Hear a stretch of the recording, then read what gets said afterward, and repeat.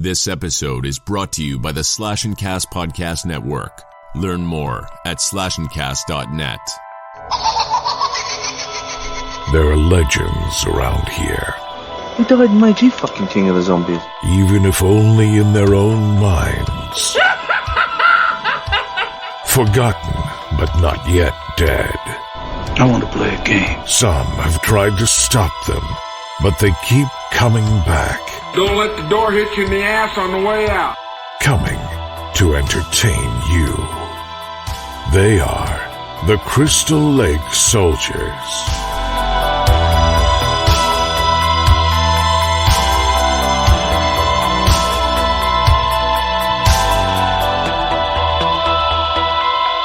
Welcome back to the Crystal Lake Soldiers podcast. My name's Isaiah, joined tonight by Mark and Ted. How are you guys doing this weekend? Pretty good. Doing really good, man. I'm glad to hear that. We are just coming off the Christmas holiday. 2020 is finally almost over with. I'm fucking pumped for that. Get this shitty ass year done with. I'm so ready. It's been a long year, but at the same time, the years seem to have kind of flew by too. So, but I'm so ready. I'm so ready to get the fuck out of this year. I'm ready for a fresh start with 2021. That's for sure. But what have you guys been up to this week? Man, it's been a really good, surprisingly good holiday for me. Finally, it felt like a Christmas fucking miracle. Finally got a new season of Letterkenny. I know you guys don't care about that show, but I love it. Been waiting for that new season forever. Yeah. What show? Letterkenny. It's the other. It's the other Canadian comedy, and that's not Trailer Park Boys. Yep. What's it? It's called Letterkenny. Yeah, Mhm. it's about that's the name of the town is Letterkenny. Oh, It's a town in Canada. Yeah, it's just a show basically about witty comebacks and shit talking. It's really funny. I never even heard of it. Is it on Netflix? It's on Hulu. Oh, well, you gave me your thing, so I can log in and look at it sometimes. So, we recently got HBO Max, and I was shocked, man. I'm still shocked and digging into all the shit that's on there. There's so much on there. Oh yeah, I finally watched the pandemic special of South Park. I found it after we talked because I didn't think it was on there, but Yep. it's its own thing. It's not in the show. It's not in the seasons of the regular show. It was so fucking funny. It was good. Have you guys watched it? Yes. I like how COVID started, according to South. It's so messed up. It's so freaking hilarious. Get yourself some pandemic special. I love when Randy was in bed with his wife and she's got a mustache. And she's like, I don't smoke pot. I don't need none of that shit. He's like, yeah, okay, Sharon.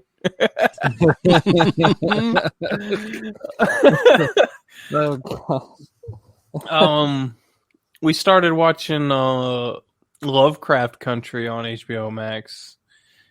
And I don't know if you guys dug into it, but it is so freaking awesome. I haven't yet, and I really need to. It's really, really, really good. I mean, if I had to, I'd say I'm getting strong like Mafia 3 vibes from it, but it's got the effects and the gore and horror from Ash vs. Evil Dead. It is so good. Okay. It is really good. Only one season out. We'll probably finish it pretty soon, but then we're probably going to move on to Raised by Wolves or something else. Right. Yeah, just doing the Christmas thing. That was nice. Spend time with the family. It's been pretty good. All right, cool. What about you, Ted? Well, I watched Action USA this week, and that movie was awesome. From Vinegar Syndrome, some of the stuff I bought from their Black Friday sale. they did a great job cleaning up the picture and everything. And it's just a really great, fun action movie. I mean, I enjoyed it very much. It's directed by Jon Stewart, who I looked him up, and he's used to be a stuntman himself. So, I mean, the movie starts off it just starts, and it's got this crazy car chase scene, which turns into a helicopter car chase scene. Right. It just keeps escalating. It's great. I highly recommend the movie. It's very fun. Christmas was good. Spent time with the family. Did a lot of marathoning Christmas Eve. Like I watched all the Married with Children Christmas episodes, which was really fun to do. Nice. Some great stuff. Yeah, and just been playing Metal Gear just for fun, and watching some Netflix. Looking forward to Cobra Kai dropping January 1st now, not the 8th, which is awesome. Yeah, that's pretty much it. Very cool. Yeah, me, I've been playing quite a bit of Among Us with everybody from the network. So that's been fun. I ended up spending some money on the Steam sale. I bought Cthulhu Saves Christmas. That is so fun. I ended up picking up The Sims 4 because that was like $5 for the deluxe edition. So I played some of The Sims and bought Friday the 13th on PC because it was $3. And yeah, actually a few people from the network ended up buying it on PC because of the price. And Brian from Santa Carla bought it for at least one person, but he was offering to buy it for other people that wanted it. And so... so I ended up picking that up, so I can try it out on PC, because I've wanted to do that, but I didn't want to pay full price for it again. So yeah, so I picked that up. It was just $3. I haven't really watched a whole lot of anything. I've been watching some old wrestling, some like old Clash of the Champions, and kind of some of the old NWA stuff. Over the last week, I don't know, I just kind of felt nostalgic for wrestling this week. So I've been watching some of that, and obviously I watched the Lethal Weapon movies to get ready for tonight. But other than that, I haven't really done a whole lot. Christmas was non-existent for me. Definitely a different year, just kind of with everything going on in my life. So I ended up staying home because having car troubles. I wasn't going to drive 200 miles in my car with bad brakes and bad shocks. So had to make the tough decision to stay home. But I mean, it was okay. I played some games with some people and watched the Lethal Weapon franchise on Christmas Day. So it all kind of worked out in the end. So, but I mean, yeah, other than that, not a whole lot going on with me. And like I said, I'm just kind of ready for this year to be done with. Didn't you say you ended up watching Wonder Woman 84? Yes, I did forget about that, and that should tell you how kind of forgettable that movie is. I was going to say I watched it last night too, and I forgot until just now. Yeah. What would you think of it? So here's my thought. You know, the action when there was action was decent. When there was action, right. Definitely the first Wonder Woman is definitely superior, and that I already knew going in that it probably would be. And for it being supposed to be set in the 80s, it didn't feel like it was an 80s type of movie. It still felt modern. I mean, it is what it is. It wasn't a bad movie. I definitely wouldn't have paid to see it. You know, I thought it was boring, man. I thought if they cut it down to 90 minutes, they might have a good movie. Honestly, I think I would probably agree with you there because 2.5 hours for it. Holy crap! Yeah, are you kidding me? No. No, forget that. I'm not watching that piece of crap. That's too freaking long. Jeez, 2.5 hours for a Wonder Woman movie. There was a scene where she learned to fly, and she was like, "What was that like?" 45 minutes of her like falling off of buildings and trying. It was probably realistically a solid like 5 or 6 minutes. Oh my goodness! No dialogue or nothing, just her like doing the. It's once she got her powers back after she let what's his face go. Yeah, that could have been a 30-second cut. Right.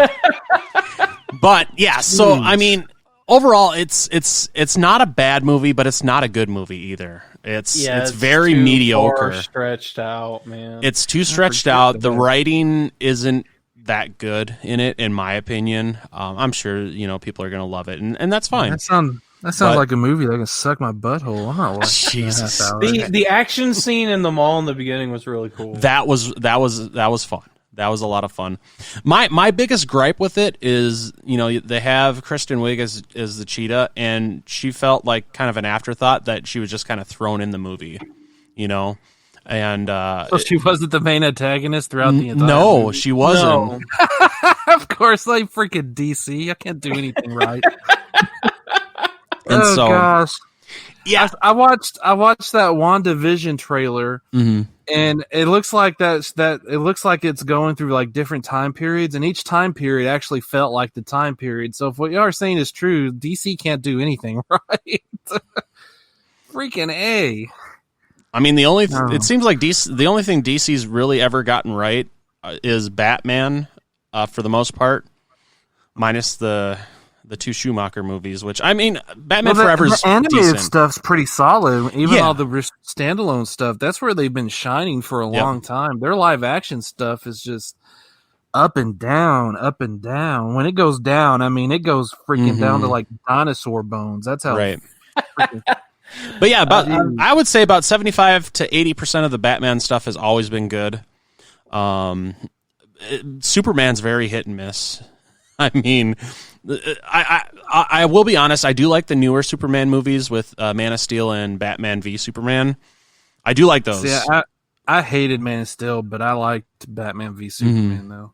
I've actually been thinking about checking out Man of Steel, even though I'm not a Superman fan, but I really like Henry Cavill, so I want to check it out. I personally Henry Cavill. He's a good Superman. That script sucked. I just think the whole thing, it was boring and it was weird. It was like the whole thing on Krypton when they were like, oh, well, babies are made in pods and stuff. I'm like, when did this happen in the comics? I know not everything has to be strictly by the comics. That's not what I'm saying, but I'm just saying it was so weird because I wasn't expecting it. And it was just freaking just wow. And then the rest of the movie was just a downer. I mean, Superman's supposed to be like hopeful and, inspiring, and the movie was just not that. It was just, ugh. Yeah. Batman v Superman, the extended version that they released, I really enjoyed. Yes, I really like that a lot. Yeah, that one's good. I like it. I love it. I love that version of that movie. Yep. Justice League has its problems, but it was entertaining for the most part for me. But I'm really looking forward to the Snyder Cut because I want to see what he, Same. had everything, whatever he envisioned. That's what I'm interested in now. Right. Yeah, man, Wonder Woman 2.5 hours. Forget that. Jeez, that sounds like a nightmare. I can't see myself doing that. Yeah, if they would have just cut it down and had some better writing, because like that final, I know what they were kind of going for with the final dialogue scene. I know, Mark, you'll probably know what I'm talking about. When she's in the room with the dude, Lord or whatever his name was, but it just felt that kind of speech just kind of felt forced. In a lot of ways, and that's just obviously with the writing, and it because it kind of felt forced, it felt really cheesy. The one thing I will say about that movie though is the Linda Carter cameo was fucking awesome at the very end. Linda Carter's yes. That's probably the only part I'd like. Yeah, so the Linda Carter cameo was fucking awesome at the end of the movie. I thought that was very, very well done. But yeah, the whole Kristen Wiig character thing, it really felt like she was just kind of thrown in the movie because they felt, oh, we need somebody that can actually fight Wonder Woman. Because there was no way she was going to fight the dude because he was basically just a normal dude, just with kind of granting wishes kind of powers. So, I mean... What? So if you look online, you'll see that a lot of people are comparing this to like Wishmaster. So so there's that. I mean, yeah, it really felt like I kind of thought that too a little bit. Mm-hmm. I was thinking that I gotta spoil this movie for myself now. I'm looking it up right now. I was thinking she was gonna go wish that the Wish Stone never made it to their museum or whatever, and then it would all undone itself like in the Wishmaster. That's what I thought was going to happen. Or does Wonder Woman 84 tie into Wishmaster? Hey, you never know. Wishmaster in the DC universe at this. But yeah, I don't want to deter people from seeing it. I mean, a lot of people are going to like it. It just really wasn't for me. It definitely was too long in my opinion, and the writing wasn't very good. Is ultimately what it comes down to. There's a couple of good action sequences, but overall, kind of a mediocre movie in my opinion. So, but there's going to be plenty of people out there that are going to like it. It definitely seems to be a movie that's either people love it or hate it.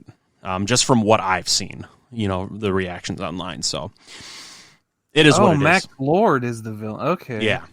Okay. Now y'all are saying the dude, and I'm like, what? The Big Lebowski? No, dude. I don't know DC other than Batman. That's it. Yeah. I've never been a fan of DC comics.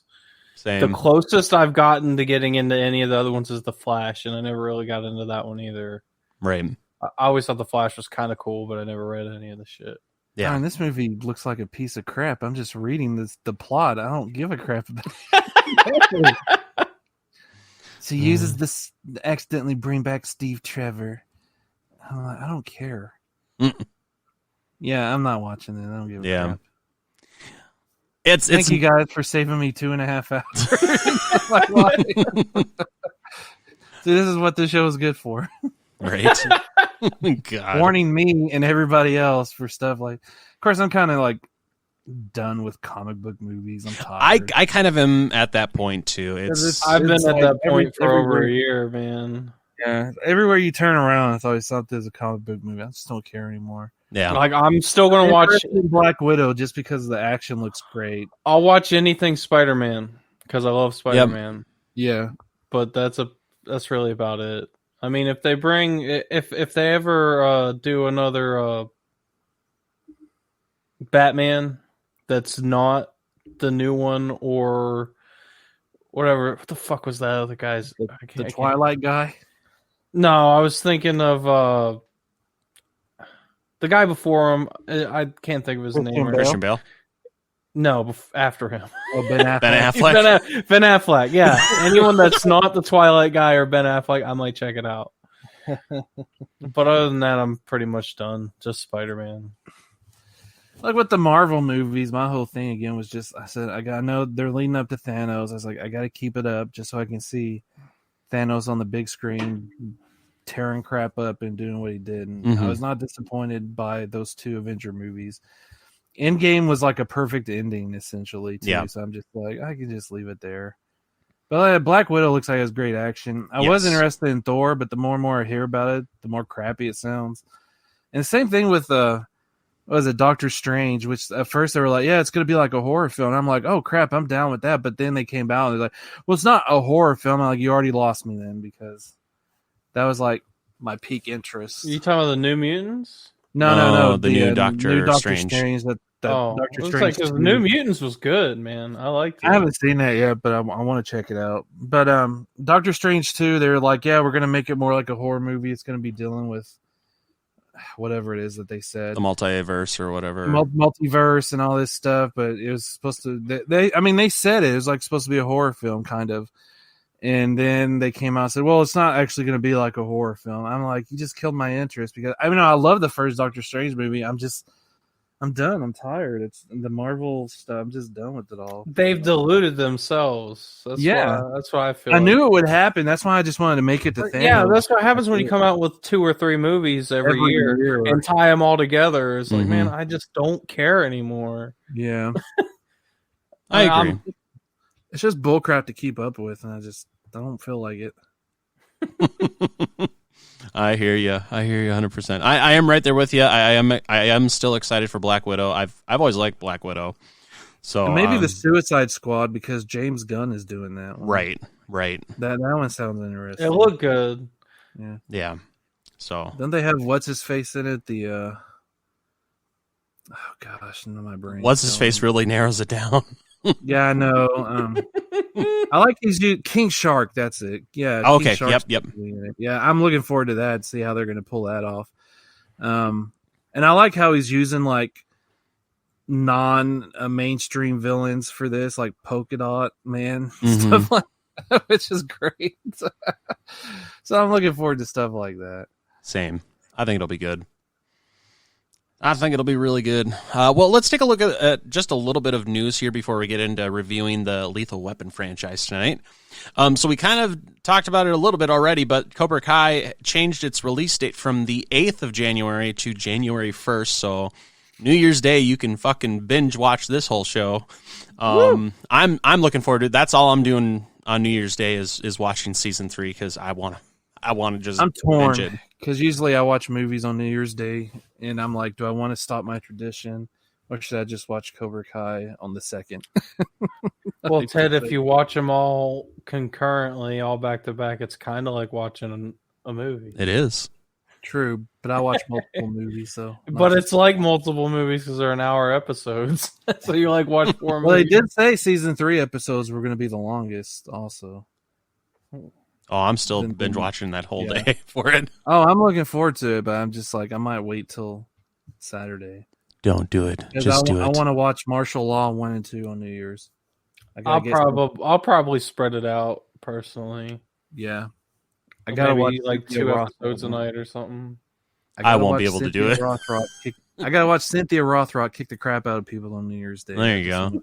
That's not a bad way to spend New Year's Day. For 2021. Right? Good way to kick in the new year. Beautiful blonde woman beating the crap out of people. I love it. Mm-hmm. I like it. I like it a lot. So yeah, that drops January 1st. I'm super pumped for that. We are all super pumped for that. I mean, and the fact that Netflix decided to release it a week early is a nice gesture and a nice gift, honestly, to kind of kick us off for the new year. So I'm super pumped for that. So beyond that, so Black Christmas. Obviously, we've had 2 remakes for that fucking movie. So fan films have been coming along and been kind of the norm here, especially this year with everything going on and obviously things being pushed back with movies. Well, there was a fan film for Black Christmas that's actually a sequel to the original movie, so it's not like some kind of remake or offshoot. It's an actual sequel to the first movie set 50 years afterwards, called It's Me, Billy. And so the trailer for this looks fucking amazing. So if you get a chance, check out the trailer for It's Me, Billy, because it looks so good. It looks like they got some actually decent actors to be in this too. They actually did a whole Indiegogo, and I think they raised, it was like $45,000 for this. No like clue on what the actual length of it is supposed to be. They did say it was a short film, but they were alluding to something like 40 to 50 minutes. So it could be a longer short film, kind of like Never Hike Alone. But definitely, if you get the chance, check out the trailer for this. It looks amazing just for, and it was shot beautifully, shot at a mansion and everything. And it's following Jess's granddaughter in this movie. So there's that tie into the original movie. So I'm super pumped for it. I've said many times, Black Christmas is one of my top horror movies, not even just Christmas horror movies, but horror movies in general. So I'm super pumped to see what they do with this and see where they go with it. And yeah, they're bringing back the phone calls and everything, and it's creepy. They use kind of the same music that they used in the original movie. It just looks amazing. So definitely check that out if you get the chance. That's actually coming spring of 2021. So it'll be coming up shortly for that to be released. So it'll be interesting to see where this goes. Any thoughts? Can't be any worse than the 2 remakes we've already got. No. You have to work. I'm going to have to watch the better trailer and make my own opinion, but it sounds really, really interesting. Mm-hmm. I mean, you have to work hard to be as bad, to be worse than those 2 remakes. So, you know, Yeah. Luckily, I can say I haven't seen either one of the remakes on friends' recommendations not to. I haven't Right. seen the 2019 version, and I'm not going to because I'm. When I hear Why would I people, need to? when I hear people tell me that after seeing the 2019 version that they think the 2006 version is a masterpiece compared to it, yeah, there's You're in trouble. Yeah. So yeah, I'm definitely not gonna waste my time with the 2019 Stick with version. the 74 original. That's all I'm Yes. gonna say. Exactly. So It's Me, Billy is coming out spring of 2021. Be on the lookout for that. It should be pretty good. Just based off of how it looks right now and everything, it looks beautiful. The acting seems to be on par with like a normal movie, not like your typical fan made film. So it looks really good. So I'm excited for it. Beyond that, that's kind of all I had for news. Actually, there was one other piece. So just a little bit of wrestling news. So for those of you that do follow wrestling, John Huber, who was Luke Harper in WWE and Brody Lee in AEW, passed away from some ailment with his lungs, non-COVID related. And that's just fucking devastating, number one. He was only 41. Yeah. But it's I was been shocked. I couldn't believe it. Yeah, it was very, very shocking. The one cool thing, though, is just seeing the outpouring of love and support for not only him, but his family and everything. I mean, the dude was just a stand-up guy, and everybody fucking loved him. I mean, you had he people was from great in the all ring. over. Oh, I'm beyond just his work in the ring. Everybody talking about how he's was just a great guy and just very approachable, very much a family man too, and so that was a really shocking and hard loss, especially for the wrestling community, because he was well liked by everybody, and for WWE and AEW to kind of acknowledge it, and just every single wrestler, I mean, out there acknowledging it, it really speaks volumes to him as a man and just the kind of person he was, and so that's a devastating loss and very sudden and very like shocking. To say the least. So, yeah. So that was that made that was like just one last gut punch for 2020. It's like let's not let anything else go wrong this year. Let's just fucking end this year. I mean, Don't jinx us, Isaiah. Just I'm just fucking over. I'm just fucking over don't this year. jinx us. If anything bad happens, it's your fault now. It's you know not that. my fault. I think we're beyond the point of jinx. Right. Exactly. I got to keep something alive, so it's going to be Isaiah's fault. He jinxed it. But it sucks. It really does. But this year's almost over with. We're almost done with this shit. I'm ready for a new start, as I said in the beginning. So, with that being said, though, we are talking and finishing out our month-long look at action movie franchises. So we did RoboCop, Rambo, and then last week Die Hard for Christmas for obvious reasons. And we are finishing off 2020 and December looking at the Lethal Weapon franchise. So we're going to kick it off with Lethal Weapon, which was released on March 6th, 1987, directed by Richard Donner. Starred Mel Gibson, Danny Glover, Mitchell Ryan, Gary Busey, and Tom Atkins. This had a budget of about $15 million estimated, and it grossed worldwide about $120 million. So a little bit of trivia regarding the movie to kind of get us started here is Mel Gibson and Bruce Willis were actually both considered for each other's roles in both Lethal Weapon and Die Hard. And so Bruce Willis turned down the role of Riggs in Lethal Weapon, and Mel Gibson actually turned down the role of John McClane in Die Hard, which is interesting. And then to go along with that, the prop Beretta that Mel Gibson uses in the film is the same prop gun that would be used by Bruce Willis in Die Hard. So another connection between the two movies there.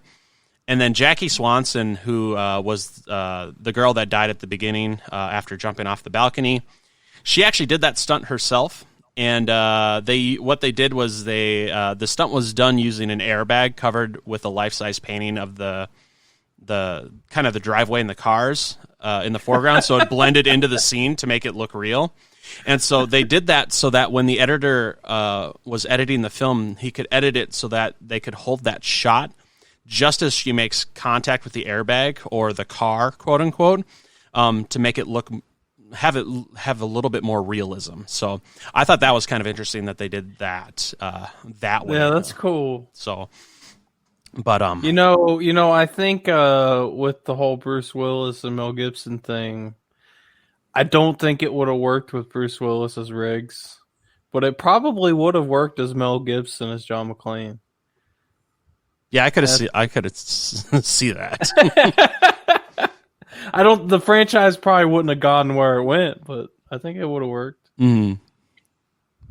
With the girl jumping out onto the car, man, that was such a great scene, but I thought she fell like 300 feet. There'd be blood everywhere. Right. There'd been so much fucking gore. That's for sure. It was like a penthouse apartment, wasn't it? At the beginning when she... Yeah, something like that. Or it was a hotel room, like a suite or something. Yeah, it was some kind of suite. Yeah, it's like her dad paid for it or something, because that was part of the plot. Was Murtaugh said, find out who pays the bills, Mm-hmm. and it turned out to be his buddy. Good old Tom Atkins. Yeah, Michael Hunsaker. Yep. I got another. She was making pornographic movies.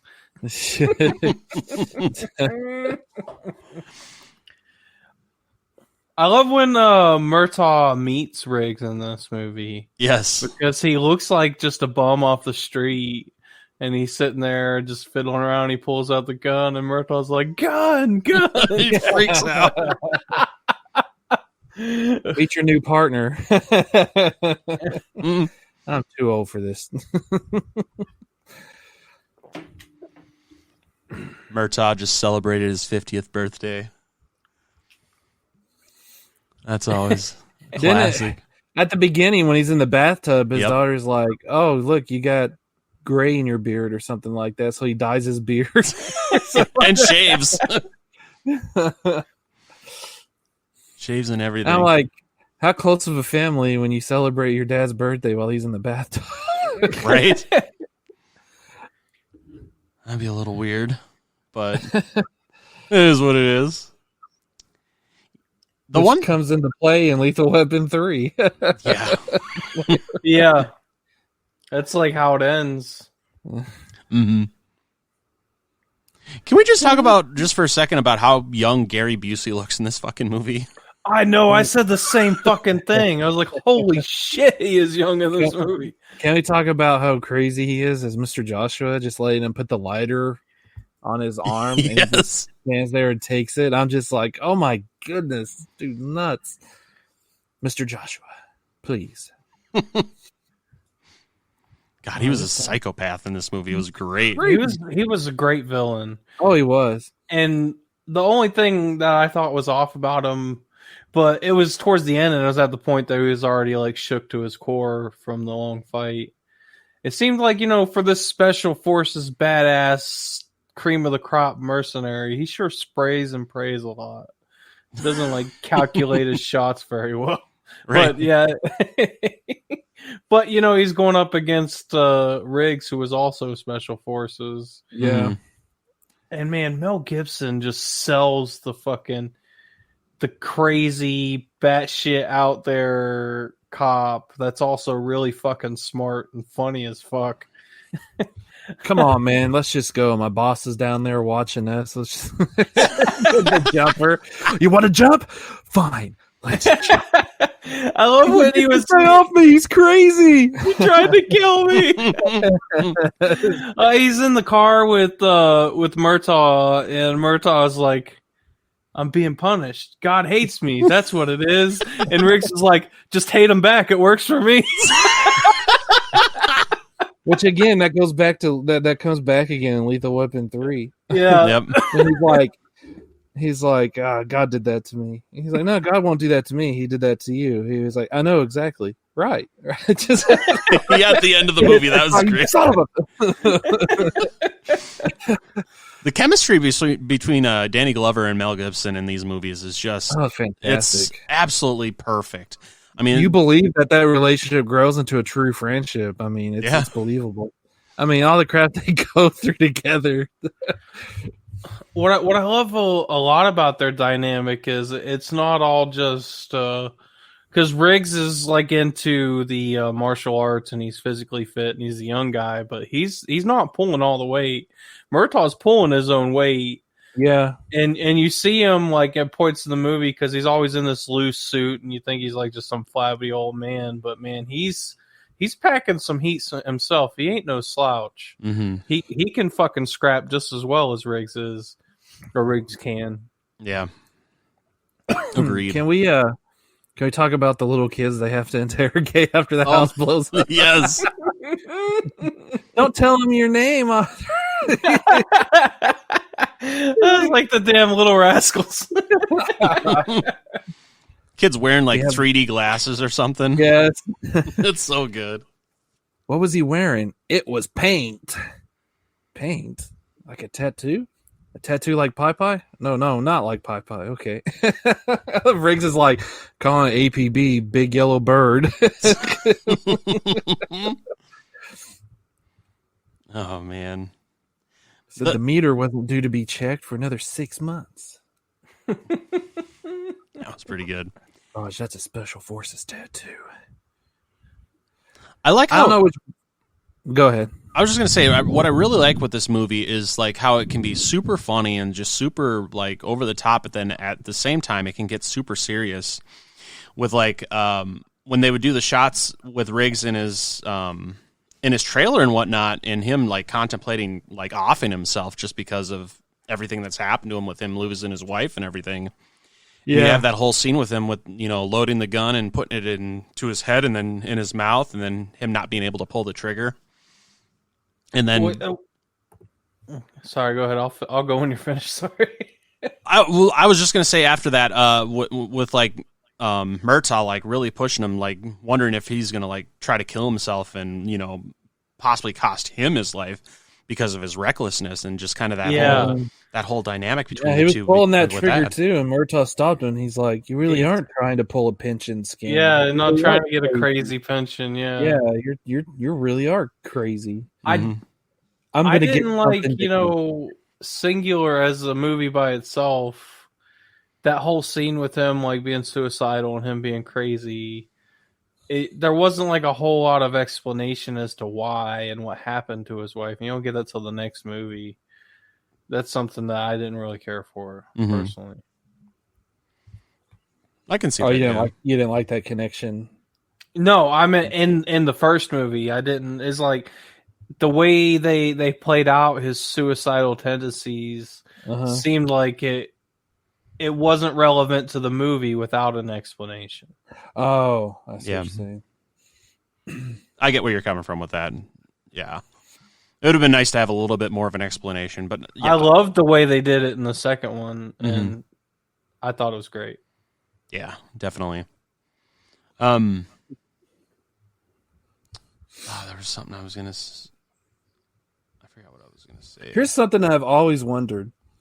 Whenever they kidnap Murtaugh's daughter, did they... I don't know if I hear it right or what. Did they kill her little boyfriend that she kept talking about? The one with the dimples or whatever they called it? I was wondering that too, and I because they're like they call him over the radio or whatever, and he just makes, it's probably just some kid with big dimples. And they're like, how'd you know that? Like, what? So I'm like, what? Did they kill him and take her? Was she on a date with him? And they killed this teenager? Or I'm like, what the heck? I never can figure that out. Right. Knowing their MO, if he was there, they probably killed him. Just killed him right there. Yeah. Who knows? I like some of the extra scenes, the director's cut DVD. I think my favorite is when Riggs picks up a prostitute. And I mean, he's a good cop. He spotted him a mile away, but he was asking her, he's like, how old are you? And she's like, I'm 18. He's like, that's bullcrap. And she's like, I'm 16. And he hands her like, I can't remember how much money was it, like $200. And she gets it. She's like, what do you have in mind? And he said, we're going to go home and we're going to watch Three Stooges marathon. You like Three Stooges? Just how lonely he is too. It's just sad, but he also probably saved that girl's life anyway by picking her up and like, we're going to watch Three Stooges. And you have like the scene at the school too, which kind of shows his early signs of suicidal tendencies. Okay. I mean, I understand why they were cut for pacing. I mean, and they're called the director's cut, even though Richard Donner always said that theatrical versions were his director's cuts. So I guess they just extended cuts, but yeah, you know how marketing is. But they're interesting to see just the extra scenes that are put into it. Okay. Yeah, just like in the second one, there's extra scenes with Leo trying to figure out how to. He has a system of remembering things, and that's how they go to the big stilt house in part 2. Mm-hmm. That whole scene's been cut, but it's interesting stuff. If you can find those DVDs and pick them up, I do recommend them. For the first 3, 4 never had one, but right, the first 3 did with extra scenes. Okay. Yeah, I don't think I've ever seen the extended cuts of those first 3, so I've like only ever watched the theatrical. In part 3, there's an extra scene. The handyman from part 2 is in it, and he's like building a deck for Riggs for his trailer in part 3. Okay. So I thought that was pretty cool too to have him back. You know, got cut. Very cool. How about the score on these movies? Oh, fantastic! Best fucking action movie score ever. The guitar riffs from Eric Clapton with the saxophone. So it's so perfect. The saxophone, it is so freaking good. Oh, I think for sure it's probably my favorite action movie score. It's just it stays consistent throughout the whole franchise, which is great. Oh, that whole scene when during the desert when he goes to pick up to make the trade off to get his daughter, Murtaugh's daughter, and Riggs is in the desert with that sniper rifle or whatever. That was a great scene too. Yeah. They have Murtaugh with the hand grenade. If she's gonna die, she's gonna die my way, not your way. That's my daughter. Then right after that, they go into the torture scenes after they catch all 3 of them. Oh yeah. Oh, that battery and the. I like how he's just having chit chat. Joshua, they're walking back there. He's like, "Oh, it's interesting." Yeah. The way he jumped up. Before I finish I want to say that Asian dude. Yeah, he's like a henchman in every fucking action movie ever. A lot of them. Yeah. He's like the half balding, long hair. Yeah, I swear he's in every 80s action movie ever made. He was in Die Hard. Yeah, he was. He's one of Hans's men. Yeah, but the way Riggs jumped up and wrapped his legs around that dude and just choked him out. That was fucking awesome. I always thought he like broke his neck. yeah, he did. He started to choke him and then he snapped his neck. Yeah. So that was an awesome thing. Then he gets himself off the hook by just climbing up a little bit and undoing himself. That was great. You're like, oh, it's about to go down. Riggs is going to save everyone. And he did. I love it when Joshua goes to Murtaugh's house at the end. It's like, dear bad guys, we left. Sorry. Sign the good guys. Yeah, sign the good guys. Oh, man. Oh, it was dear bad guys, no one's home. And like cops are here or something like that. Sign the good guys. After Mitch Ryan's killed, and I mean, that's all he's got left is just these guys have ruined my whole operation. I gotta take them out just because I'm ticked off. Mm-hmm. But yeah, Lethal Weapons are great. It basically solidified the buddy cop genre, I guess, if you want to call it that. Yeah. I mean, I agree. It really did. And then that ending fight scene between Riggs and Joshua was the whole fist fight and everything was great. Then him almost drowning Riggs in the front yard. Murtaugh's just like, this is Officer Riggs' arrest. Stand back. just so they could beat the shit out of each other, just so Riggs he could get just- out of his system. He just tells Murtaugh, no. No. Oh, it's You're so like, good. "Darn." Great movie though. I fucking love this movie. It's so good and it's so funny. Once again, that whole dynamic between Danny Glover and Mel Gibson in these movies is just fantastic, and it obviously continues through all 4 movies. So with that being said, let's go ahead and just talk about Lethal Weapon 2 now. So this was released July 7th, 1989. Once again, directed by Richard Donner. And just a little side note, this is one of the few franchises where the same director has directed every single movie. You don't see Same that often. actors and all that. Yes. So that's very, very rare. So obviously Richard Donner's back for directing. We have Mel Gibson, Danny Glover, Joe Pesci joining the cast, and then Josh Ackland as the big bad in this movie. This one had a budget of $28 million and grossed $227 million worldwide. So the trivia for this movie is during the scene when Riggs is talking about his gold pen and is making what seems to be like a pot of chili, he can be seen crushing Oreos in the pot. Later in the movie, Riggs asks Rika if she likes her chili with or without Oreo cookies. I never even noticed that he was actually putting the fucking Oreo cookies in the chili when he was making it. So that was interesting. Despite the film's anti-South African stance, it was passed uncut by the South African censors and actually became a major financial success in the country. So that was interesting to hear about that. And then finally, the last piece of trivia for this movie that I kind of dug up was Danny DeVito was actually considered for the role of Leo Getz, No. which No. would have been interesting. Thank goodness Joe Pesci. Yes, stepped up. Joe I mean, Pesci is my no favorite offense part to of this. Danny DeVito, but man. No, but that's a Joe Pesci character. Though. Yes. Okay, I mean, okay, that's- okay, Okay. okay. Whatever. I fucking love Leo, man. Leo's my favorite character in this whole franchise. He becomes the third stooge to Riggs and Murtaugh for the rest of the franchise, which Yep. is great. I even believe if like an original script for Lethal Weapon 3 didn't even have Leo, and they were 3 like, no, and we have to have 4. Leo. 3 and 4 didn't have Leo in the original scripts. He was like That's written at insane. the last For second. shame. Yeah, that's insane. It You really gotta have is. Leo. It really is. I love it when his nose is broken. They're just so mean to him. They like pull on it.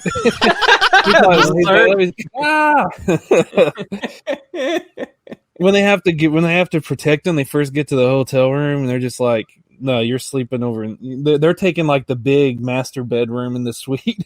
Mhm. And he's like, "I already got my stuff in there." Okay, I can move it though. Okay, it's okay. Okay.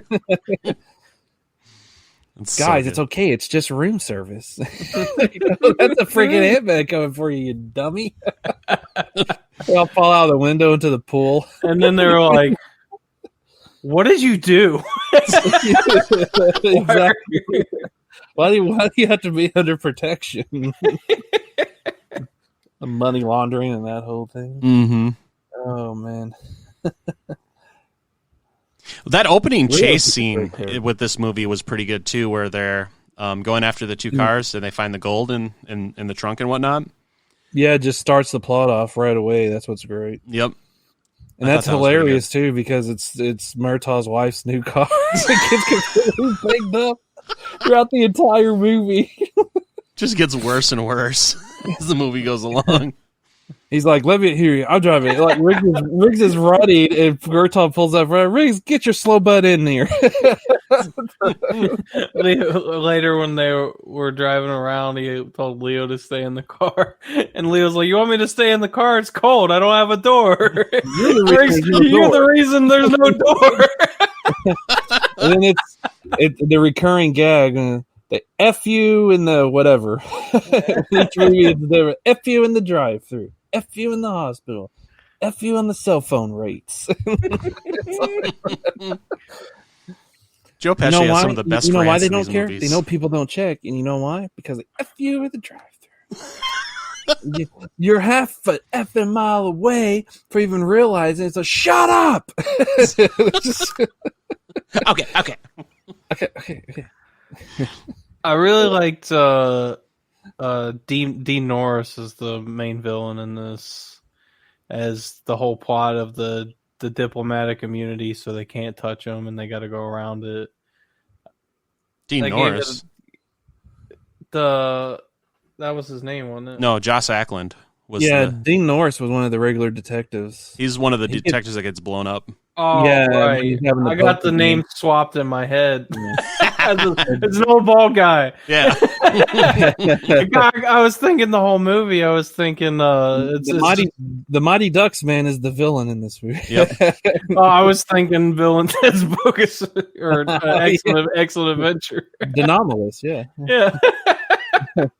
Yeah, I like that the whole dynamic with, he's, immune, you can't touch him. Yep. But, like they said, it's been revoked at the end when they killed him.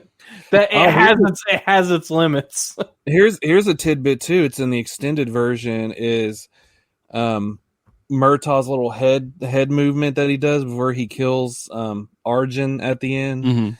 It's shown earlier how that's his thing. It's not like in the theatrical version, it just kind of pops up and you're just like, oh, that's different. But there's actually a point to it. That's how he does things in the extended version. It's interesting stuff that's been cut out. Yeah. So that's explained. Okay. Yeah, that would have been nice to have in there. Versions are cool. I like the extended version. I wish they were on the Blu-ray. That would be nice. I mean, I don't know why. I mean, you can have two versions of the same movie on one disc. I mean, so I don't get it, but yeah. Anyway. Is yeah, what it Derek is. O'Connor as the guy who he's the one who killed Riggs's wife because he thought Riggs was driving the car and ran the car off and it killed her. And Yeah, I love how they explain that. Yeah, and he also is the one who killed Rika, his love interest in this movie. Yep. The beautiful Patsy Kensit. And I don't want to sound, like I don't know how to explain it, but the dude was fucking weird looking. He really was. It's like his face was too big for his head, or his ears were too small, or I couldn't place it, but he was fucking weird looking. I like it after his trailer gets shot up and they're in Riggs's truck. He's like, "What are you doing Friday?" Or something. Oh, it's good stuff. Oh man, I love how he died. The guy that killed Riggs's wife. Yeah, fucking awesome. He dropped the damn shipping container on top. Right on top of him. So good. I love when they're inside one of those containers with all the money, and Riggs is like, take some of it, because Murtaugh's like, when I hold this, I see putting all my kids through college and this, and he's just take it. He's like, can't, it's blood money. And he's like, well, he's not going to need it where he's going. Right. And so they plow the car through it and the money, and then Joss Ackland, he's just like, my money. I'd want them dead. It's like no screaming. He's just like calm, cool, collected. He's angry, but he's just like, my money. It's just very matter of fact about it. Just kill them. Kill them now. Yeah, that fight was brutal between Riggs and Murtaugh. I mean, Riggs and Murtaugh. Riggs and Pieter. Yeah. It was. Originally, Riggs was supposed to die. That's what happened in the script. This script, when Shane Black wrote the script for the second movie, it was a lot darker, and Riggs died in the end. And Warner Brothers is like, no, this isn't happening. Like, we want some of that comedy in there. We want Riggs to live. So Shane Black, that's why he didn't do 3 or 4, because he was mad. I'm just like, dude, it was the right call. Yeah. You don't want to end on a downer like that with Riggs dying. I mean, come on. No, the whole dynamic between the two cops, that's your money ticket. That's how the movies keep coming out. Yep. Yeah. You don't want to kill that. Agreed. Yeah. Yeah, this look movie. Look what happened to the TV show when they killed off Riggs at the end of season 2, and they brought in Sean William Scott to play a different character. After season 3, it got canceled. Yep. That's like poor Damon Wayans.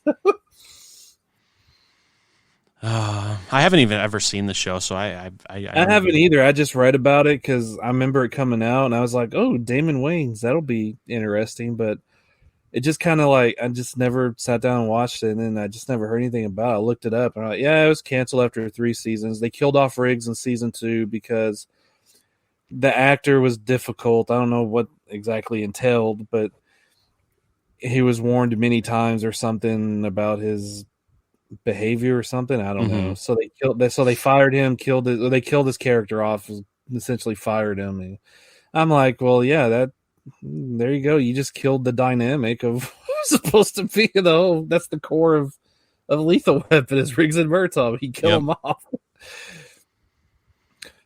Sad. But yeah, I mean, two is a great sequel. I mean, you have the toilet bomb, which was fantastic. That's a classic scene in this movie. Freaking Leo walks in, and there's Riggs and Murtaugh, which becomes another running gag. Walking in on them in weird situations, precarious situations, and he's just like, okay. Again, we didn't even talk about the psychologist from the first movie. She's in all 4 too, and how Riggs likes to torture her essentially. Yep, it's so good. Oh man, Which is great. Like, you don't want to trust me. You don't want to see what's in that bathroom. She walks in there and just kind of like walks right back out. And of course they're like, this is a strong cast iron tub who it can withstand a heck of a blast. So you pull them off, you get in that tub right now, and then the toilet blows up and it lands on Murtaugh's wife's car. That poor car. Murtaugh's cars never get a break in these movies. Murtaugh's house never gets a break. That's true. The first movie, the car gets run through into it, and in this one, the bathroom gets rigged with the bomb and blows up. Yep. God. Really, I think 3 is the only one where nothing really happens in the house or to the house. Because part 4, you have the big fight scene with Jet Li. And they burn the house down. Yep. Yeah, that's right. Yeah. Yeah. So 3 is the only one where that house gets a break. Right. Oh man. One thing that they started in 2 that carried out through the rest of the series is with Riggs popping his shoulder out of place. Yeah. And then putting it back in. So that was kind of a running thing from here on out. You scratch my nose, and she just waves the dollar in front of him. He's like, oh. So that was. Don't forget that Jeanette Goldstein was the female detective. And of course, she was in Aliens as what's her face, the hardcore Latina chick. I guess is the best way from Aliens. Y'all remember? I can't even think of her name right now.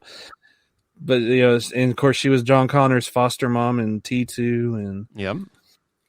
So I mean, she's cool. I like seeing her because she's a good actress. I agree.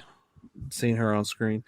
But yeah, I mean that started that gag because like in 3, he after the motorcycle chase scene, he falls off the bridge or whatever that was that they're constructing the highway, whatever, and he puts his shoulder back into place, and then the end fight with Jet Li, it gets pulled out of its socket and he has to pop it back in again. Mm-hmm. So that's why I like this is one of the rare occasions of an action movie series where things are carried over, characters, actors, the director is all carried over, and the gags are there for the fans, like, oh, I remember when they did that, Yep.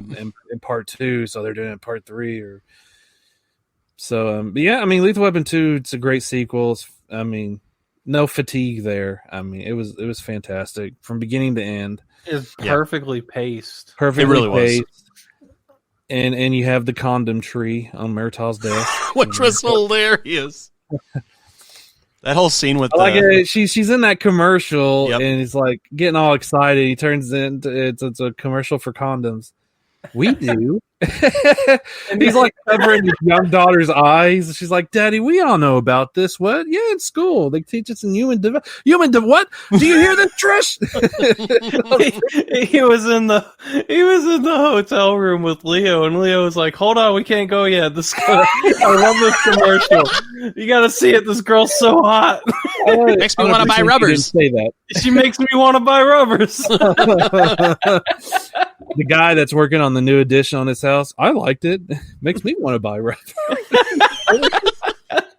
and then Murtaugh's just like, he's like, I know it's going to start. It's going to be one in my desk at work, and then it's going to escalate. You know how those guys are. It's not going to end. I'm not going to hear the end of this. That's because they invited everybody to watch it. Yep. Oh man, such a good movie. What was the guy's name that was with her? Kind of her boy. I guess you could call her her boyfriend. I forget his name. He's only in that one scene. Yeah, but he's just like, Travis, yes sir, home now. He's just kicking him. Oh man, you can't eat tuna. What? Yeah. Daddy killed Flipper. Yeah, why don't you go eat Miss Piggy instead? Riggs. I like the stability Riggs has because he's basically found his, second family essentially. Yeah, right there with the Murtaughs, which is great. I like that whole dynamic into their lives. Yeah, he keeps laundry at his house and stuff. Yes. Like that. Yeah, he eats with them, eats meals with them. I like in part 3. When at the beginning when he's like, oh hey Trish, kisses her, he sees Raj, hey Raj, and kisses Raj on the chair. Trying to get him off the cigarettes and stuff like that. That's so good. Well, why don't we go ahead and move on into Lethal Weapon 3, unless there's anything else with 2 you guys want to kind of cover first. I don't have anything else. All right, perfect. So Lethal Weapon 3 released May 15th, 1992. Again, Richard Donner, director, cast, Mel Gibson, Danny Glover, Joe Pesci, and joining the team is Rene Russo. This one had a budget of $35 million estimated and grossed about $321.7 million. So the trivia for this one is Carrie Fisher was actually an uncredited script doctor on the film, so she kind of helped with the script a little bit. Murtaugh's boat is called the Code 7, which is an LAPD code for a lunch break. So I thought that was interesting. And then finally, this is the only movie in which there's no mention of Riggs' late wife in the whole series. So this is the one movie where they don't mention her at all, which I didn't notice that. Darn, you're right. I didn't even pay attention to that, but you're right. Yeah. So they don't mention her once. Yeah. So that was really, really interesting. This one is great. It obviously starts out with that whole bomb thing in the building with the car, which is hilarious. Oh, that was fucking funny. Roger, yeah. Grab the cat. I'm just gonna cut the red wire. Wait, Riggs, you just said you were gonna cut the blue wire. Did I say the blue wire? All right, we'll do it your way. I mean, that's at the time. Just starts speeding. He's like, Raj, yeah, grab the cat. He goes to open the other door. He's like, don't open that door. Murtaugh's just sweating. He's just so like. Which again, that's something that leads into the fourth movie, which we'll get into when we get to the fourth movie. But he loves fucking with them. Yeah, it was so. That was great. And then when the building blows up and they get out, and all of a sudden you see the bomb squad show up. Of course, Riggs is always like, the bomb squad's never on time. They get busted down to beat cops. Of course, Roger's about to retire. He's got, 8 days till retirement is what they kept saying? Yep. Yeah. He's like, 8 days of retirement. And then again, just like in the first movie with the birthday, they have the retirement party when he's in the bathtub. Which is great. I love Leo's new job as a real estate agent. He's trying to sell he asks everybody, "Do you own your own home?" Everybody so talks. Hey, doctor, you recognize me? Okay, take a look at this. And he smiles. Once again, Leo's my favorite part of this whole series. I fucking love Leo. He gets shot when what's his face? Stuart Wilson shoots him at the hockey game. Yep. he's like, I'm feeling cold. I'm dying. I know. He's like, you're on the ice, Leo. I'm on the ice. That's why I'm cold. That's why you're cold. It's like a flesh wound. You're fine. And then they start making him think he's gonna die. He's like, it's a dum-dum wound. A dum-dum wound. He's like, a dum-dum? Yeah, one guy got shot in the finger with a dum-dum, dead 2 days later. Dead 2 days later. He's like, you might want to keep him overnight. And they give him a proctal exam. Rick messes with the chart. Man, you know where they shave for proctals? Where do they shave? I don't want to say it in front of her. Talking about Rene Russo. he's like, point to it. oh man, it must be itchy. Yeah, it's real itchy. Oh. I love how in this movie the villain is an ex-cop who knows all the tricks and stuff, procedures. I mean that's pretty cool. He knew how to kill the guy in the interrogation room, knew where the cameras were. Oh, Travis. Oh, Jack Travis. Rene Russo, I think, is a fantastic addition. Oh, she was awesome.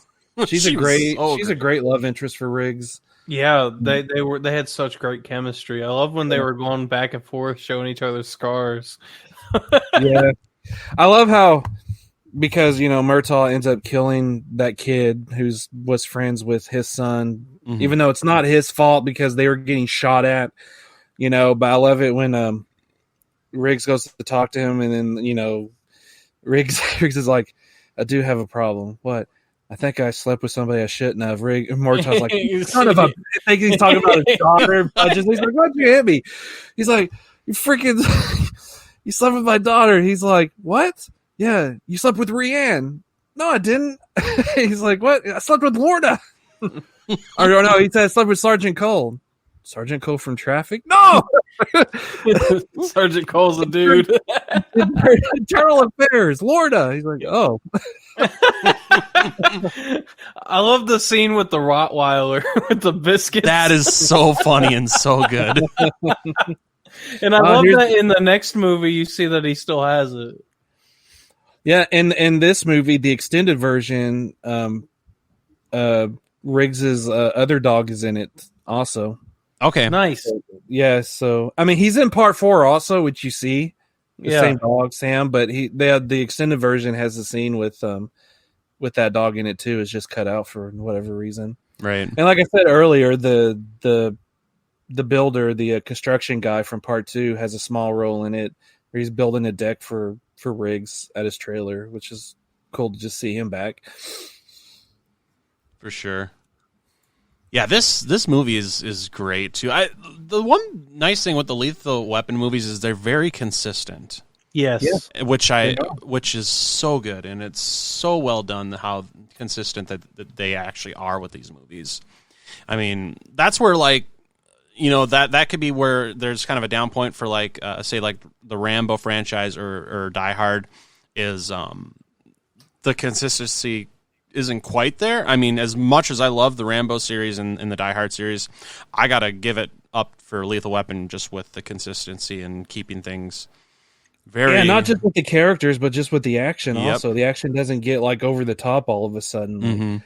I mean, none of the guys are driving a car into a helicopter or anything like that, right?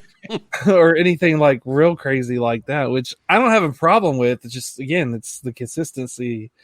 The action's very grounded in reality. Yep. And for me, this is peak Mel Gibson. Martin Riggs is my favorite role of his, and I like a lot of his movies. That's saying a lot. Mm-hmm. Yeah. I would agree. Yeah, I'm a Mel Gibson fan. Yeah. I love his directorial works, too. He's a great director. Yes, he is. I mean, Braveheart, Apocalypto. Yeah. I've never seen Passion of the Christ, so I can't comment on that, but I've seen bits and pieces of it, on TV and stuff. Right. But, I mean, he's a great filmmaker. Braveheart. Did I already say Braveheart? I guess I did. Yeah. I can't remember what I say half the time, so. But, yeah, I mean, he's just a talented guy overall. Yeah. That's for sure. You had that one scene with that new cop or the kid cop, Yeah, and that was messes sad, with Murtaugh yeah. too. Just because it's like another baby. And that was like, it was great foreshadowing because he was showing the kid what this round does at the range, Mm-hmm. Yeah, and then he ended up getting shot with it. Miguel Nunez Jr. has a small role in this too. He's one of the people that are being shown the new armor piercing bullets. Huh. I didn't notice that. Yeah, he's actually. he's the one who said cop killer. They're cop killers. Okay. It's the only scene in the movie, but he's in. Wow. Huh. That's him. Yeah. That's cool. I'm gonna have to go back and check that scene out again because I didn't even notice it. Yeah. It's him. Wow. The more you know. He wasn't there to get shot that day because he was too busy on the toilet from those damn enchiladas. Darn enchiladas. Hey, baby. Ooh, baby. Hey, baby. The other scene in this Yeah. movie I like is when when Riggs gets Rianne fired from the movie that she's doing and then messes with the director to get her rehired back on because he thought she was being basically mugged. bullies him like he's in high school, like poking him in the eyes and shit. Wrong answer. Is she still fired? Yes. Wrong answer. He's like poking his eyes. I'm like, what the heck? Mm-hmm. He's like, boop, boop. Is she hired? Yes, she's rehired. She's like, Rihanna, we'd like you to come back. We like you to come back. Everybody's clapping for that. It's so good.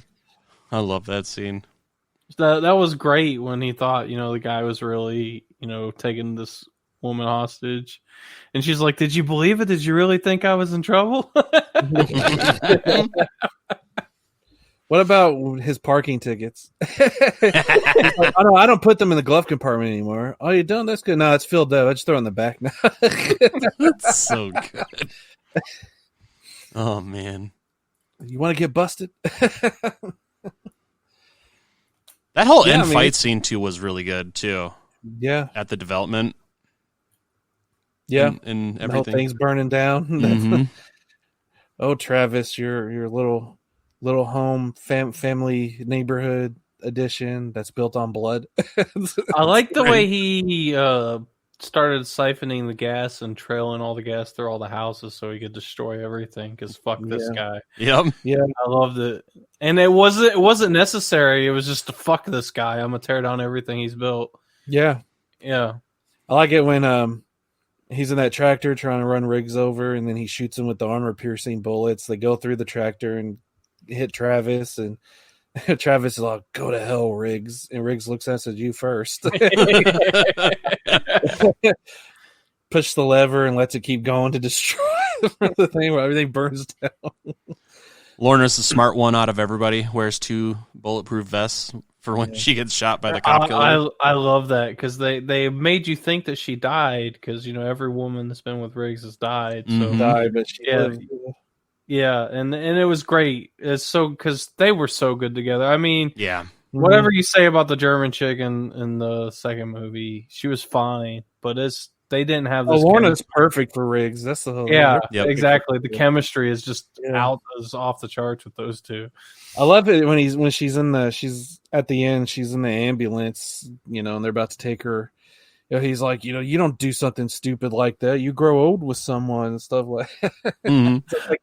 It's finally, it's like full circle almost, essentially, for that whole situation for Riggs. Yeah.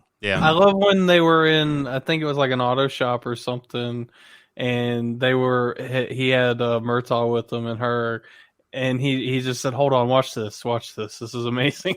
And then she just goes up like he was sitting back watching a show, showing his buddy how amazing this new chick is. She just kicked the shit out of all these. Doing guys. okay, honey? There's when they're going after the guys to track down the guns that the kid that Murtaugh killed that was using it. There's again the extended version. There's more scenes of them interrogating the one black guy who thought, when he was with Travis when Travis was burying that guy in the cement, and he's just like, man, you're sick. There's an extra scene of them interrogating him. How they interrogated him, they put his head underneath a freaking car and were running the car, making it like, it was gonna like crush him to tell him, the information they wanted. I mean, it's a great extra scene. So I love the extended versions. There's just extra stuff there that's really cool. Yeah. Yeah, I got to check out those extended editions of Yes, these movies. Yeah, he was great as a villain too, man. This part of the consistency of this franchise, man. The villains are so fucking good. Mm-hmm. Yeah. Mr. Jack Travis, just stay in your seat. LAPD, we know where you are. We have They cops at told him every he's exit. surrounded and there's cops everywhere, and he just happened to see the security or the cops or whatever. And he says, And they were completely unrelated, so he just turned around and went the other way. I love Leo when they come face to face. Leo's like, "Oh, Riggs!" Yelling like he's going to hear him. Yes. However, hey guys, do I get a gun this time? No.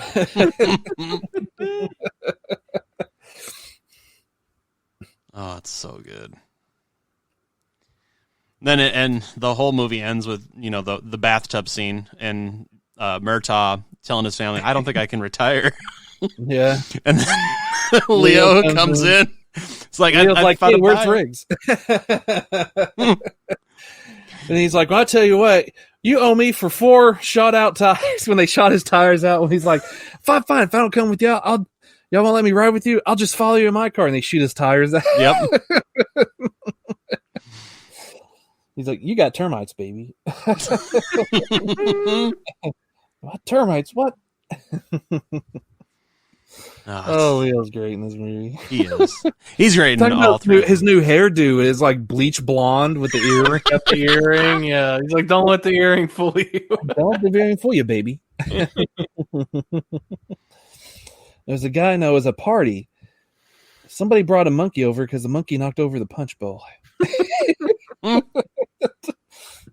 Somebody said they needed hockey tickets. Oh, Leo.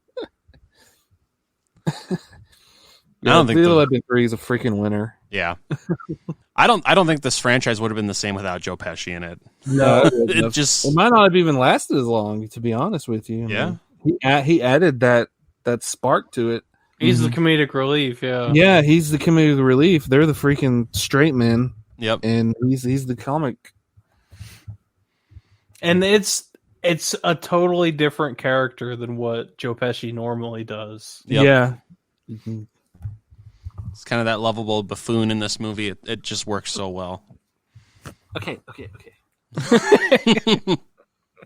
I worked with a guy that talked just like that, and it was always the man.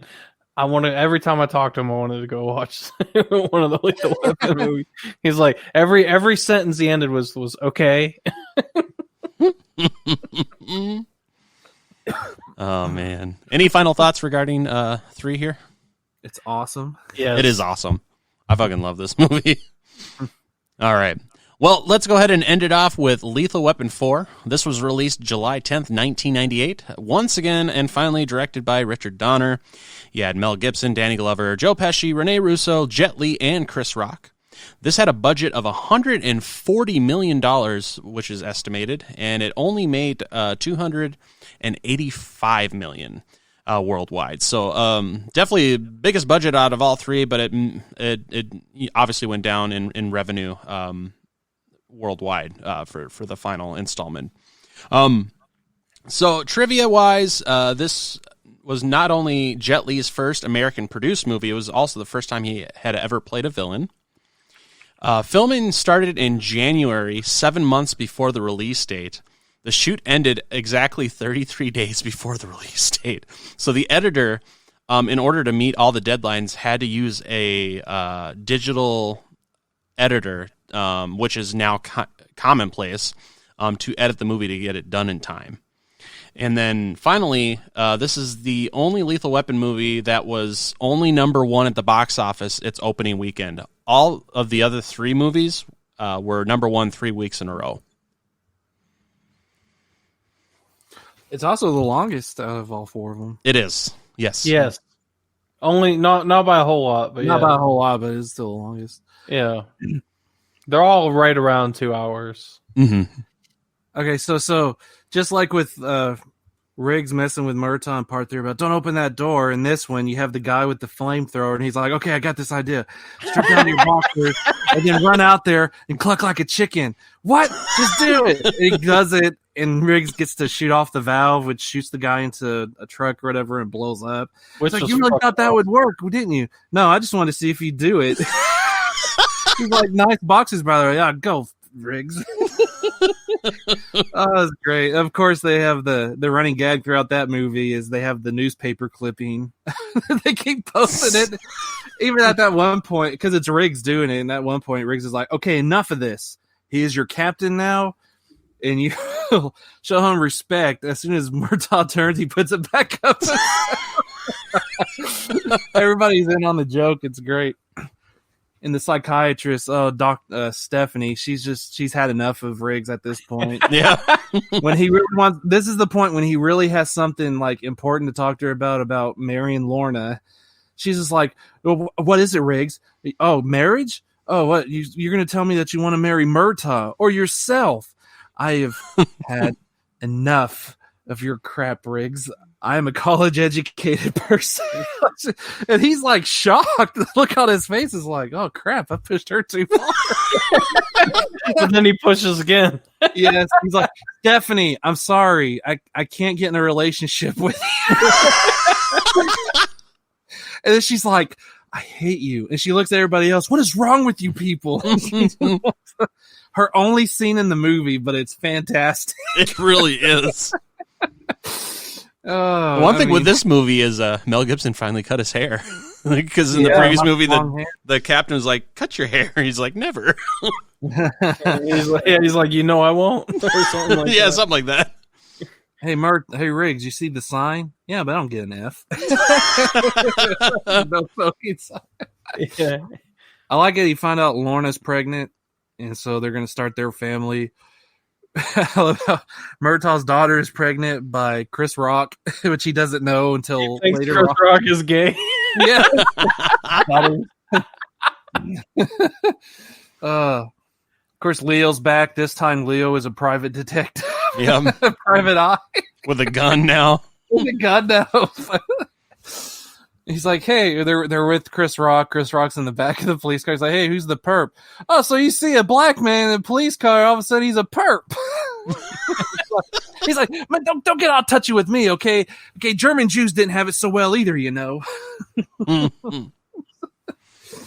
I love the bit where they become captains in the office. Yeah. Captain. Insurance wasn't going to cover the precinct anymore because of all the crap that happens with it. Mm. So he's like, we're promoting you to keep you off the streets. It's like, this is the most painful thing I've done in my entire career. Just get out of here. Oh, Steve Kahan is Captain Murphy. It's so good.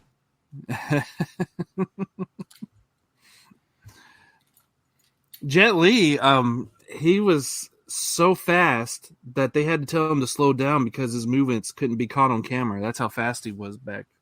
Yeah, with Back the shutter speed, it wasn't clicking. It was not coming out right. Yeah, they said you have to slow down, man, because we can't catch any of this on camera because because dude's fast and I mean he's so He really is. fast. He's a great martial artist. Yeah. He's really good. Riggs met his match in this movie. That's what's great too. The whole aging thing. Riggs is having to face that now. He's getting older, and you know Murtaugh. Well, we know Murtaugh's old at this point. He's too old for this. Yeah. Well, I love that they went with Jet Li because they were considering Jackie Chan for the role. Jet Li's was a better choice. Definitely. I mean, I love Jackie Chan, but Jackie Chan didn't he turn it down because he didn't want to play a villain? Yes. He never plays villains in any Yeah, movies. that's why.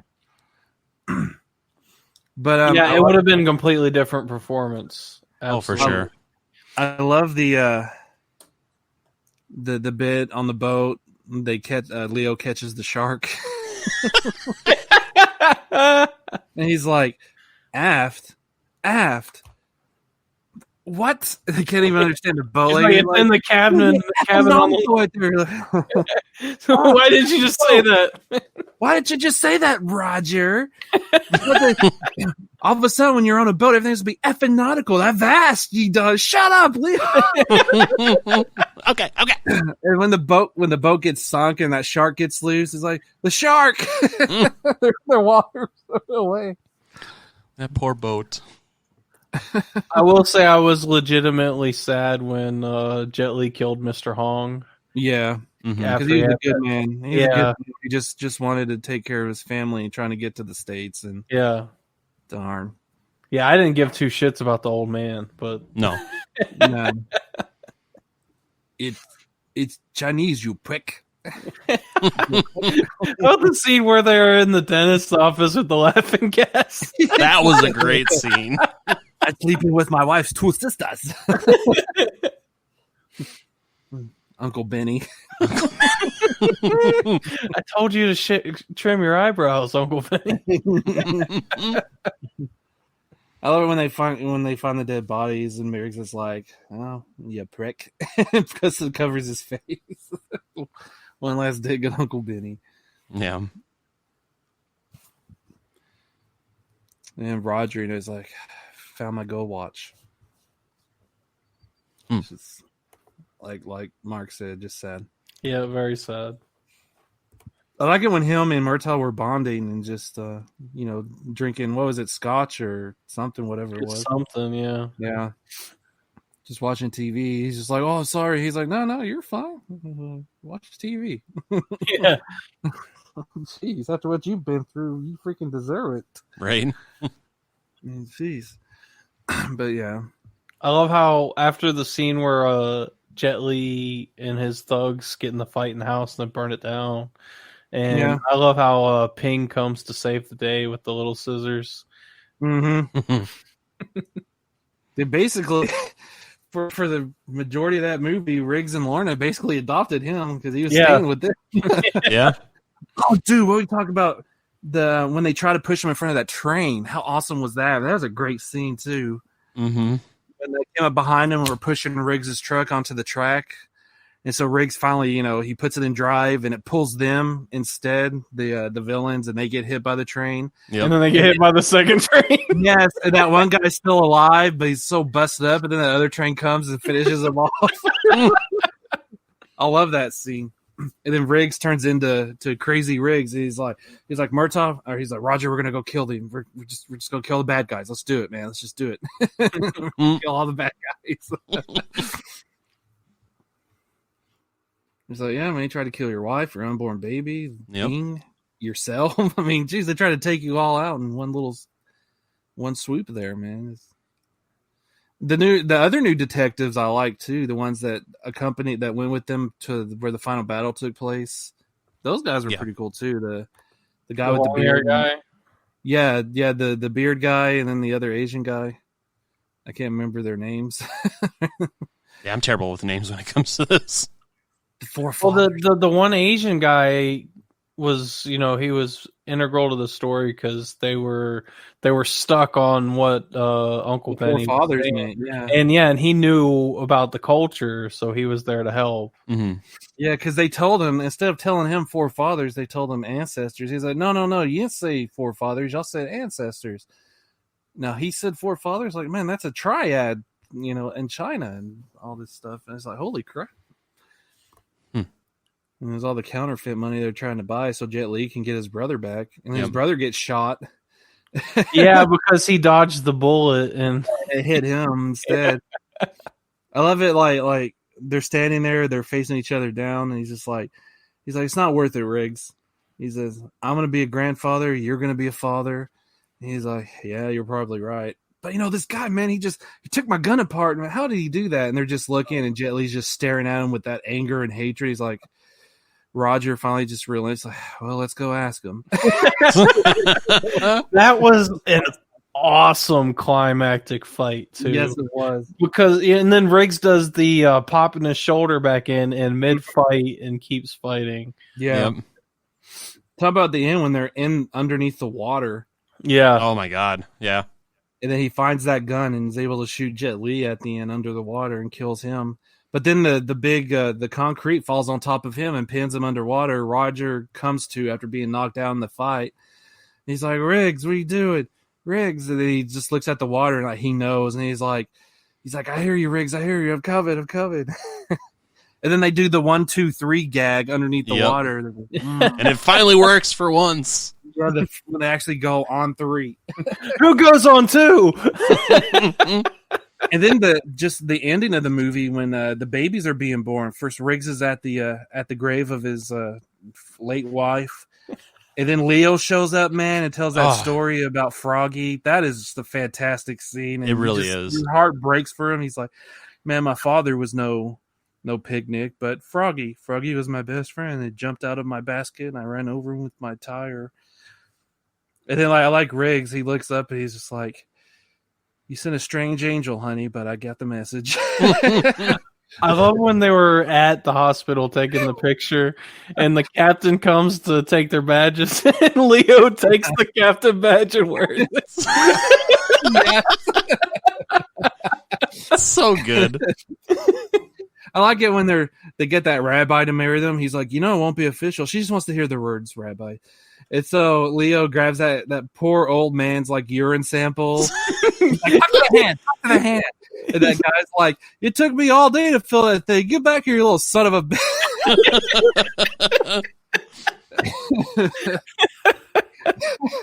So good. That was great. And he's like, well, we're going to fight it. Leo, this is no cheat. And she's just cussing at him. He's like, okay. Go, Leo, just go. God, poor Leo. He's gonna buy, and then when he's gonna buy that disposable camera, he's like, you know what they do with you? Leo, don't even. The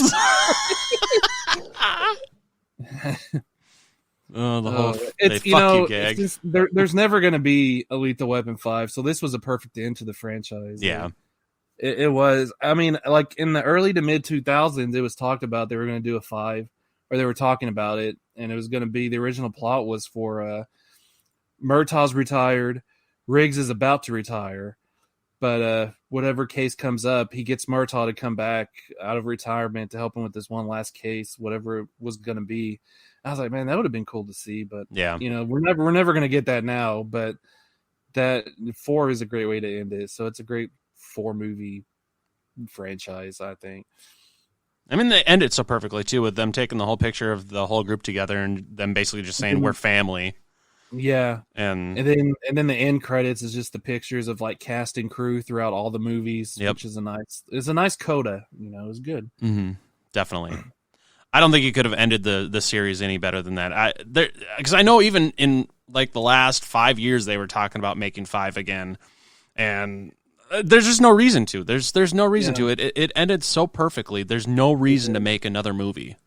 No, when they could take all that effort and energy and just make something new. Exactly. Or make a new buddy cop action drama comedy. I don't know what to classify this movie as because it's everything. Right. But go make something else. I mean, the formula is very, very, very simple. Yep. It really is. Again, it goes back to the consistency too. Same director for all 4 movies, same actors for playing all the same roles. I mean, the only thing new is really just the villains because, villains die at the end of each one. So you got to have a new villain. Yep. But, yeah, I mean, Rene Russo, 3 and 4. I mean, Joe Pesci, 2, 3, and 4. Riggs, Murtaugh, all of Murtaugh's family, Captain Murphy. Mm-hmm. They're in all 4 of them. I mean, it's so, like I said, it's so consistent. I mean, you can't do that now because, some of them are dead. I mean, like Stephanie, the psychiatrist Stephanie, she passed away a few years ago. And, yeah, I mean, it is what it is. I mean, Danny Glover he's old as crap. old now, so he can't do this anymore. I mean, Mel Gibson, he's not a spring chicken. I mean, he's pushing at least 70 by this point, right? I mean, he's got to be getting close. I mean, I'm not saying it's not impossible because he's in his mid 60s. He's 64. I just checked now. Oh, okay. But yeah, I mean, it's not like these guys are Arnold or Sylvester Stallone where they've stayed fit their entire lives. Mm-hmm. I mean, Mel Gibson, he's fit, but he was never like bulky or anything like that. He was just like a normal fit guy. Where Arnold, Schwarzenegger were, they're still buffed up, man, in their 70s and stuff. So I mean, yeah. There's just no reason to make another one, and there isn't. It ended perfectly. 4 ended it perfectly, yeah. And that's what I have to say about that. Yeah. At this point, there's 4 movies in the franchise. You don't have a stinker out of any of them. They're all hits. Yeah. So just leave it at that. Don't bring in the possibility of it making a bad movie. You can't do it. Like if we just can't. You can't do it. Because it's done. It's been more than 20 years. Yep. Age is a factor, like I just said. I mean, Richard Donner's still alive, but he's in his 90s. Does he have the strength to even do a Lethal Weapon 5 at this point? Or I mean, maybe he does. I don't know. But I mean, what Clint Eastwood's still making movies, and he's in his 90s. But I mean, I just don't think you can top it. I mean, no. It's just one of those things. It was a 10 or 11 year period. 87 to 98. It was perfect for everybody. It was a perfect time for all that, and it's time for something new. So if you can, until they make the all female reboot, which will fail miserably because all that does. That's what I was about to say. Keep your politics out of it and just make a fun action movie. That's all I gotta say. Don't nothing. You don't have to be political in any of this crap. Right. Gender politics, this and that. Just make a good movie. Just make a fun action movie for everybody to enjoy, and leave it at that. Yeah. I agree. All right, so we've talked about all 4 movies here. How would you guys rate these movies? Oh gosh, it's tough, man. I love all of them. I love all 4. It's hard.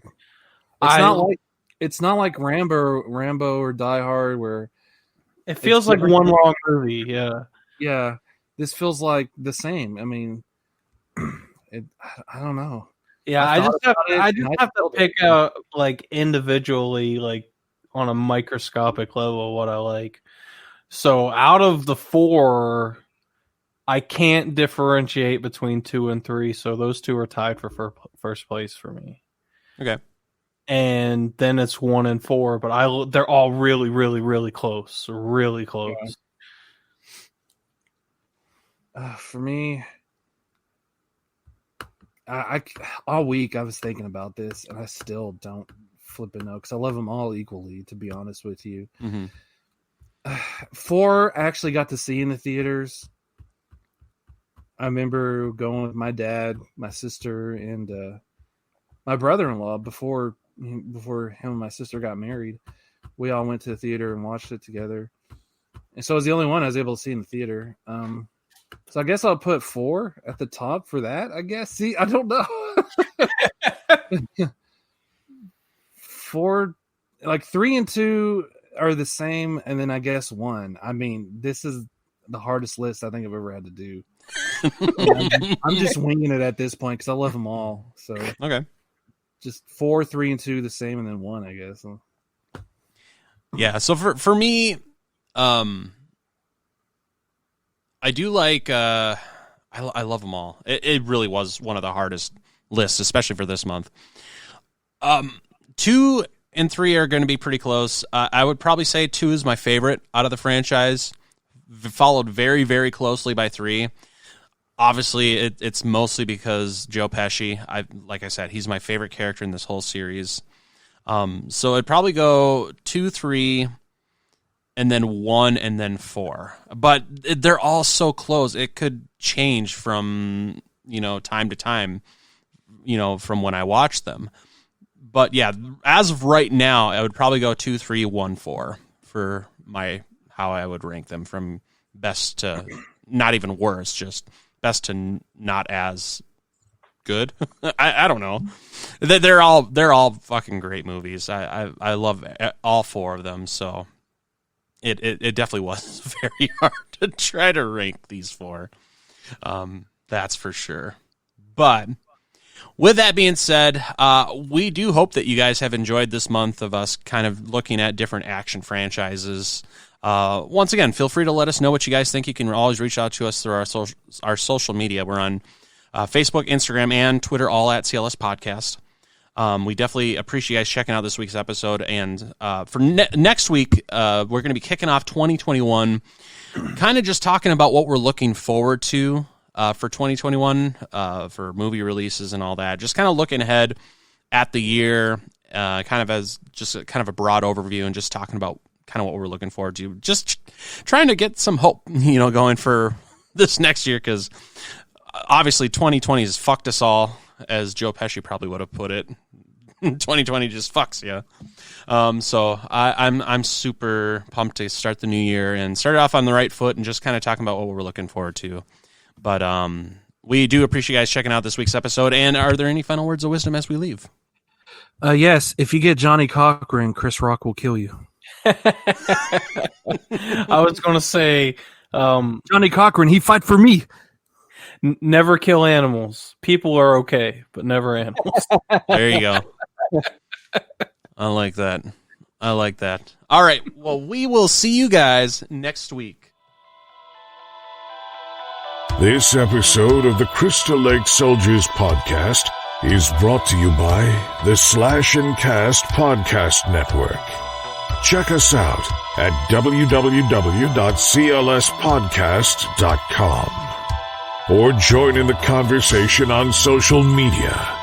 You can find us on Twitter, Facebook, and Instagram, all at CLS Podcast. Until next time, stay safe, campers.